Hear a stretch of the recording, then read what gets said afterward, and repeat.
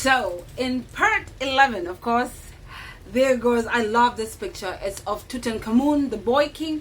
Of course, I had to put him there because he was the center of this controversy behind, the Egyptian government and Dutch archaeologists after they were banned from doing any further excavations, even though they had been excavating for 40 years. The Egyptian government said, we don't care what you have to say. You cannot do that cardinal sin, associate us with Africans.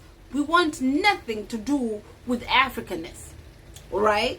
Now, in trying to crack and understand really who the ancient Egyptians are, one of the major ways we can try to eliminate this contention is, of course, through the language. The language never lies. All right? So now, I will take the same approach I did in part 10, like I did talking about the ancient Egyptian language and how it may have been connected to the Israelites as well as the prophet Moses himself. Now then, we'll move over and talk about the prophet Yosef or Joseph or Yusuf, depending on how you say it. All right? So, of course, the prophet Joseph was very prolific in Egypt because his story starts as a child when his brothers, of course, sold him to the Ishmaelites because he had a revelation or a dream, and he was a dream interpreter, and he knew that he was made for greatness, but he made a mistake of telling his brothers, who were so jealous, and ended up selling him out. And to cut the long story short, he ended up in Egypt as a slave, and he was accused of, rape, which he didn't do, by his master's wife, who was Potiphar's wife. And from there on, he found favor with the king because of his gift of dream interpretation. All right? Now, Yosef, if we try and look at who is Yosef, what did his name manifest? All right? To try and find out the origin of the name Yosef, because many of the biblical characters end up really manifesting their name. Now, let's look at the Strong's Concordance, right? And let's see how they define the name of Yosef. So, looking at that meaning up there, the name Yosef means that he'll basically increase. He's and the further definition is that he's a son of Jacob, also the name of several Israelites. Of course, that's not the definition of the name. The name is rooted in the concept of to increase or to add. All right, and the root word is yasap, and you can see it right there. That root word here is yasap. Of course, and you can see again a further definition of the name Yosef.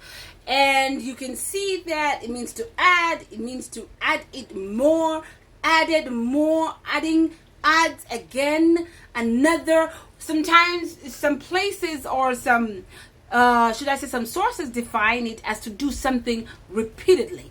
Now, when I see that, I always combine the concept of being repeatedly and the concept of adding. Okay, so it's pretty interesting that the name of Yosef, right, means to add or to increase, the concept of repetition. And of course, that was the Hebrew definition, right? Now, please let's understand that when Moses was sold into Egypt by his brothers, he ended up, after so many tribulations, becoming second in command to the Pharaoh. Okay, kind of like a vice president, all right? So there was many things that Joseph himself had to learn overnight, should I say, for lack of a better term. He had to learn things such as, litigation. He had to know how he was going to distribute payment for the workers. He had to learn basic things such as, maybe not learn, I'm sure he already knew, but he had to really use his skill in record keeping. Why do I say he had to use his skill in record keeping? Remember that Jacob, who is his dad, was a farmer, right? And he was such a good farmer that his uncle Laban was jealous of him.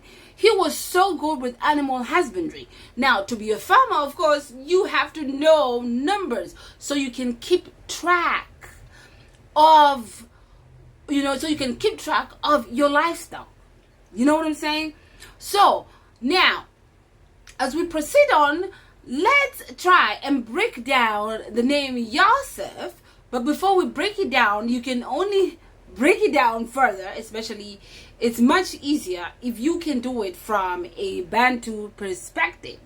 But before I go into the Bantu group of languages, let's talk about the ancient Egyptian. All right, remember that Yosef had a lot to do with being in charge of crop, being in charge of grain.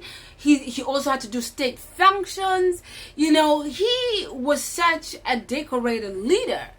When he was promoted into that position as second in command to the king, he was given a signet ring and a gold chain, of course, to show his rank, right?